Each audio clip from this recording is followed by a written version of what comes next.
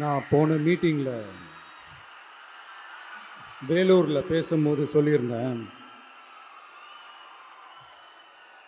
தமிழ்நாடு தான் விஜய், விஜய் தான் தமிழ்நாடு அப்படின்னு நான் சொல்லியிருந்தேன்.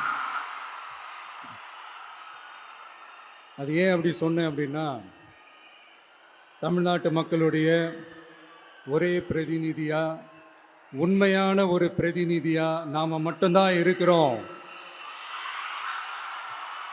அப்படின்றதுக்காக தான் அப்படி நான் சொன்னேன். அப்புறம் அந்த தேர்தல் பற்றியும் நான் சொல்லியிருந்தேன். தமிழ்நாடு வர்சஸ் ஸ்டாலின் சார், அதாவது விஜய் வர்சஸ் ஸ்டாலின் சார், அதையும் நான் சொல்லியிருந்தேன். அப்புறம் இன்னொரு கேள்வியும் கேட்டிருந்தேன். இது தமிழ்நாடு சட்டசபைக்கான ஒரு தேர்தல், இதை ஏன் தமிழ்நாட்டுக்கும் டெல்லிக்குமான ஒரு எலெக்ஷன் சொல்கிறீங்க அப்படின்னு நான் கேட்டிருந்தேன்.